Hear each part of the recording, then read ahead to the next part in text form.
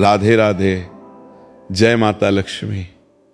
भक्तों, अगर आपके घर में पैसा आता तो है लेकिन टिकता नहीं। मेहनत करने के बाद भी खर्च लगातार बढ़ते जा रहे हैं। घर में छोटी छोटी बातों को लेकर तनाव बना रहता है, या आपको ऐसा महसूस होता है कि बहुत प्रयास करने के बावजूद घर का वातावरण पहले जैसा शांत और सकारात्मक नहीं रहा। तो आज की ये बात ध्यान से सुनिए, क्योंकि 7 अगस्त 2026 शुक्रवार का दिन है, और शुक्रवार का दिन हमारी धार्मिक परंपराओं में माता लक्ष्मी की आराधना से विशेष रूप से जोड़ा जाता है। इस दिन बहुत से श्रद्धालु माता लक्ष्मी की पूजा करते हैं, दीपक जलाते हैं, उन्हें फूल अर्पित करते हैं और अपने परिवार की सुख शांति तथा समृद्धि की कामना करते हैं। लेकिन भक्तों, आज हम किसी महंगी पूजा सामग्री या कठिन अनुष्ठान की बात नहीं करेंगे।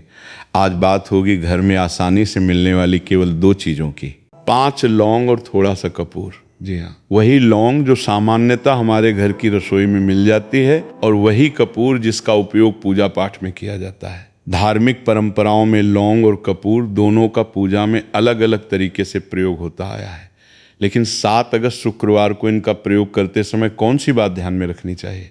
5 लौंग को कब और कैसे पूजा में शामिल करना है, कपूर का प्रयोग किस तरह सुरक्षित तरीके से करना है, और पूजा के साथ वो कौन सा संकल्प है जो इस पूरे धार्मिक अभ्यास को वास्तव में अर्थपूर्ण बनाता है। इन सभी बातों को आज विस्तार से समझेंगे, इसलिए वीडियो को अंत तक जरूर सुनिए।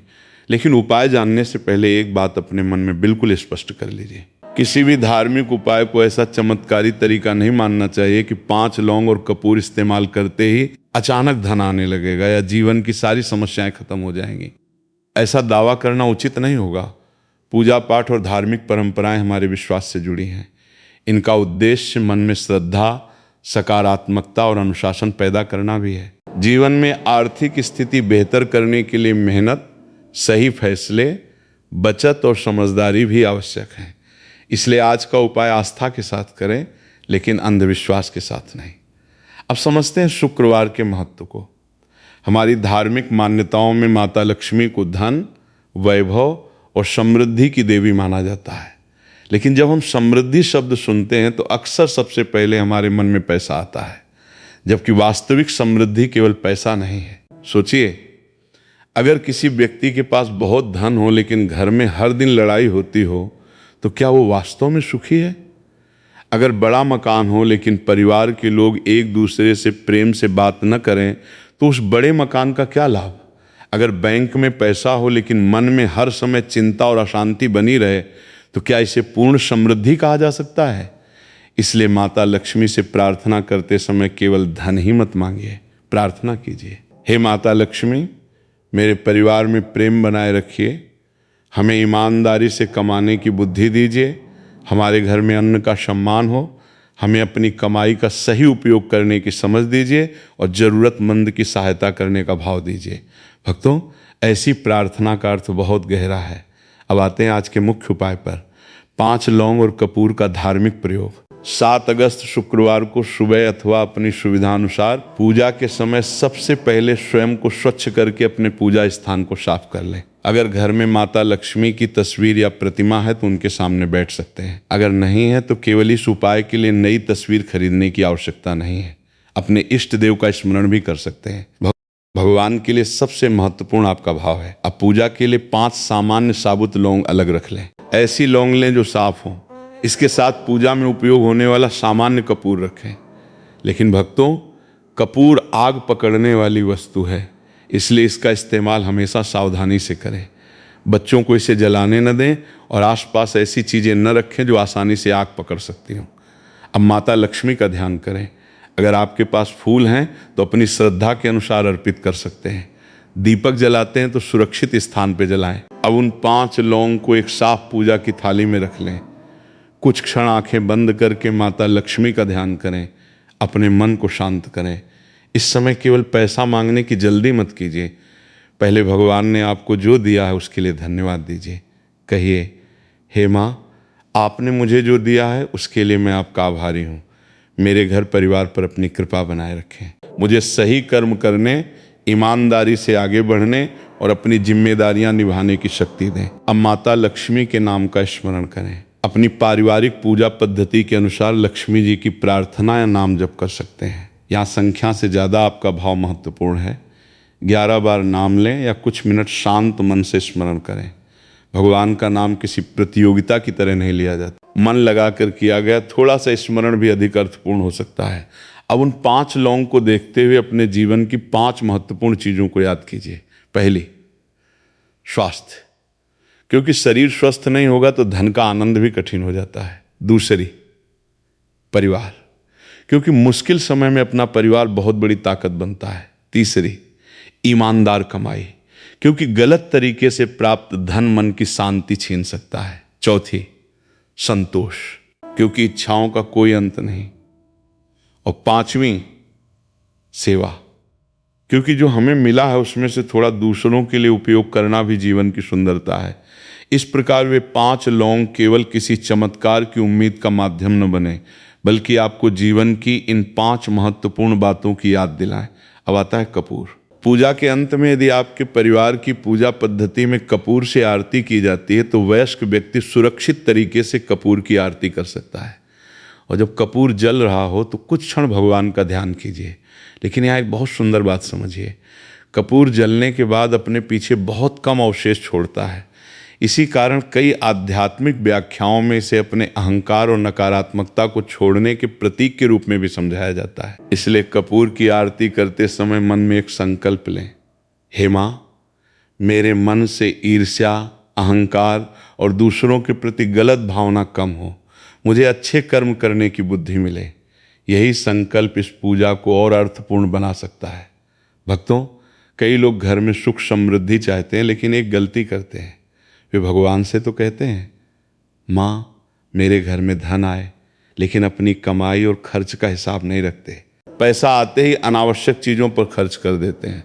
फिर महीने के अंत में परेशान होते हैं और सोचते हैं कि पैसा टिकता क्यों नहीं।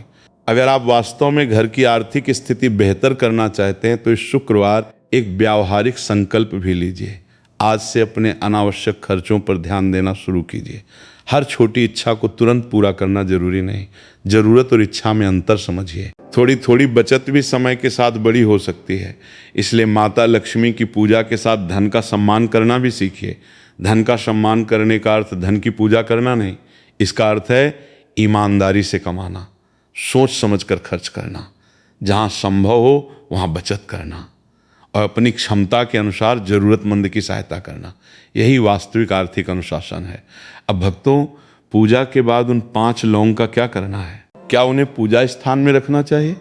क्या उन्हें किसी दूसरी जगह इस्तेमाल करना चाहिए? और कौन सी एक गलती है जो शुक्रवार के उपाय के बाद बिल्कुल नहीं करनी चाहिए, क्योंकि वही हमारे पूरे संकल्प के विपरीत चली जाती है? अब भक्तों, आगे समझते हैं कि पूजा पूरी होने के बाद उन 5 लौंग का क्या करना है और वो कौन सी महत्वपूर्ण बात है जिसे हमें इस पूरे धार्मिक अभ्यास के साथ जरूर याद रखना चाहिए। जब आपने माता लक्ष्मी का ध्यान कर लिया, अपनी प्रार्थना पूरी कर ली और सुरक्षित तरीके से कपूर की आरती कर ली, उसके बाद कुछ क्षण वहीं शांत होकर बैठिए।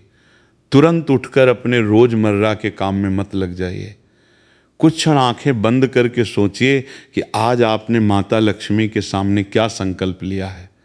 आपने केवल धन और सुख समृद्धि की कामना नहीं की, आपने अपने जीवन में ईमानदारी, संतोष, अच्छे व्यवहार और सही आर्थिक निर्णय का संकल्प भी लिया है। और भक्तों, भगवान के सामने लिया गया संकल्प तभी सार्थक होता है जब पूजा समाप्त होने के बाद वो हमारे व्यवहार में दिखाई दे। अब उन 5 लौंग की बात करते हैं। पूजा में रखी गई लौंग को लेकर अलग अलग क्षेत्रों और परिवारों में अलग अलग धार्मिक परंपराएं देखने को मिलती हैं। इसलिए आपके परिवार में जो सम्मानजनक पूजा पद्धति चली आ रही है उसका पालन कर सकते हैं। आप चाहें तो पूजा में रखी इन लौंग को कुछ समय के लिए अपने पूजा स्थान पर साफ सुथरी जगह पर रख सकते हैं। लेकिन यहाँ एक बात बहुत जरूरी है, इन 5 लौंग को ऐसी चमत्कारी वस्तु मत समझिए कि इन्हें किसी जगह रख देने मात्र से अचानक धन आने लगेगा। ऐसा निश्चित दावा करना उचित नहीं है। इन्हें अपने संकल्प का प्रतीक समझिए। जब भी आपकी नज़र उन लौंग पर जाए, आपको 5 बातें याद आएं: स्वास्थ्य, परिवार, ईमानदार कमाई, संतोष और सेवा। अगर ये 5 बातें आपके जीवन में मजबूत हो गई तो सोचिए आपकी ज़िंदगी कितनी बेहतर हो सकती है। अब उस गलती की बात करते हैं जिसका जिक्र हमने पहले किया था। वो गलती है पूजा के बाद अपने व्यवहार को बिल्कुल न बदलना।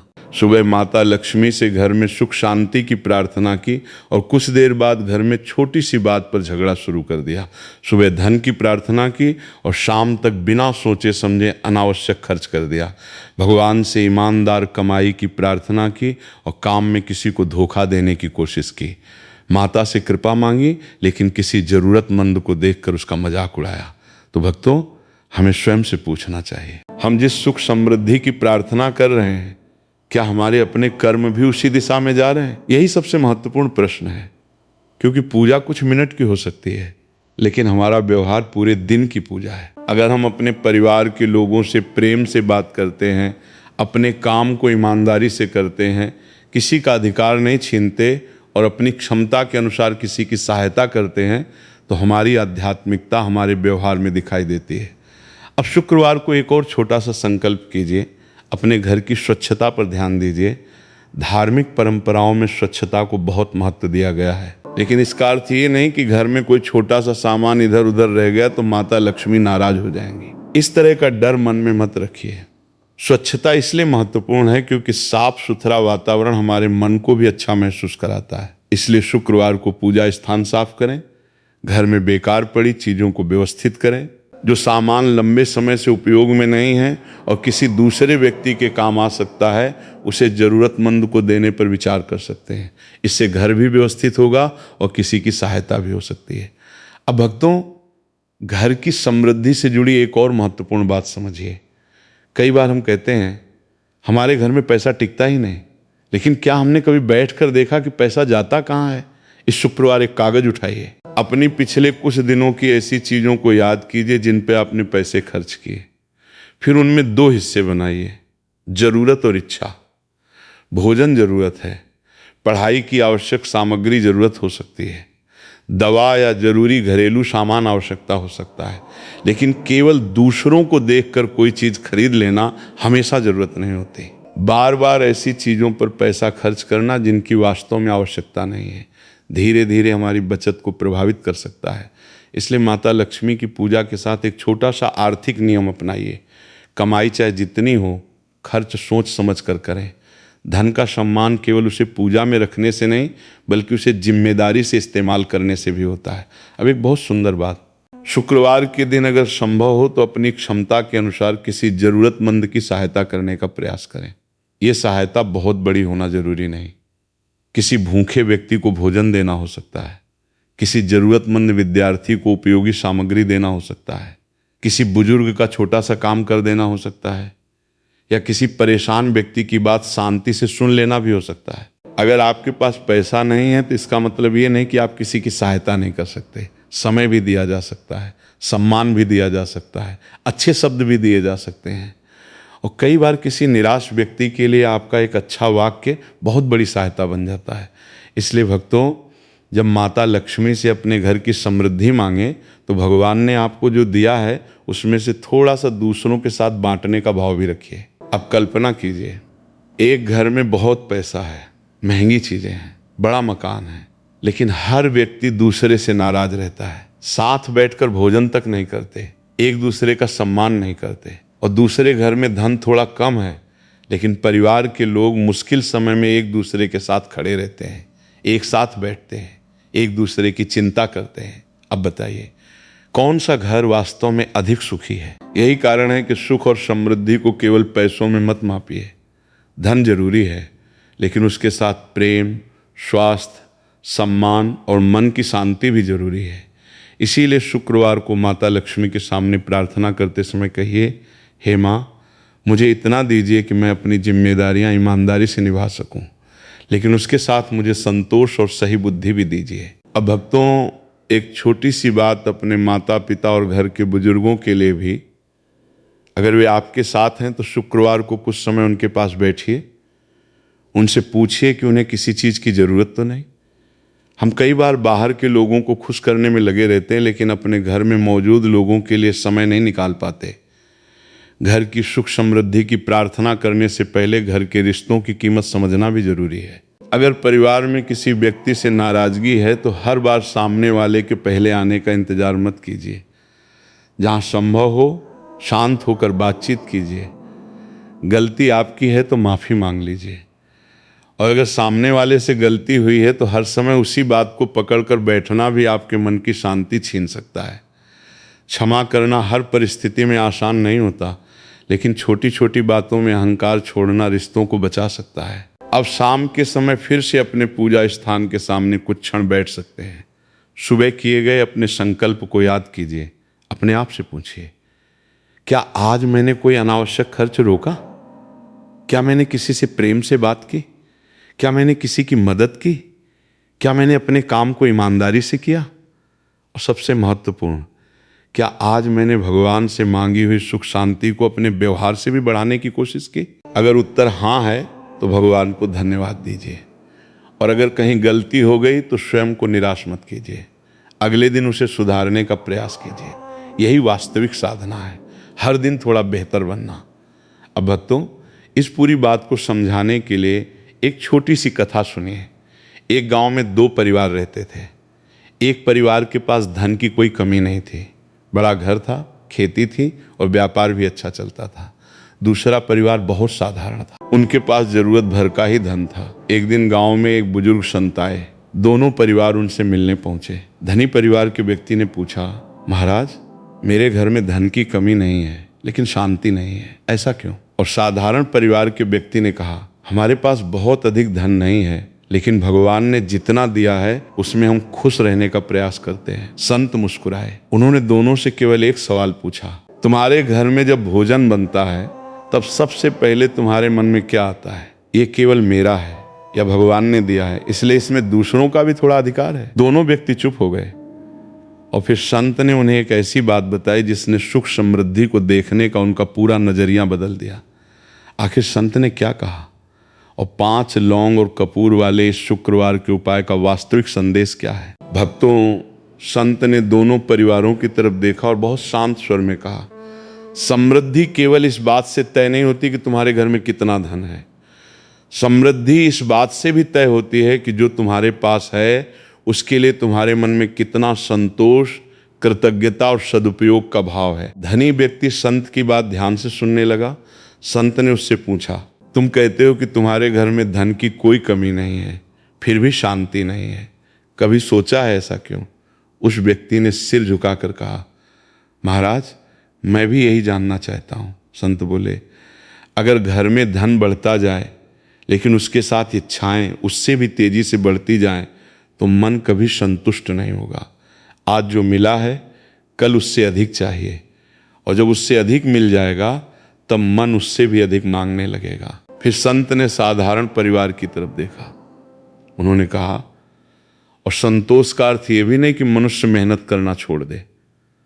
भगवान ने हाथ दिए तो कर्म करने के लिए, बुद्धि दी है तो सही निर्णय लेने के लिए, और जीवन दिया है तो उसे अच्छे कार्यों में लगाने के लिए।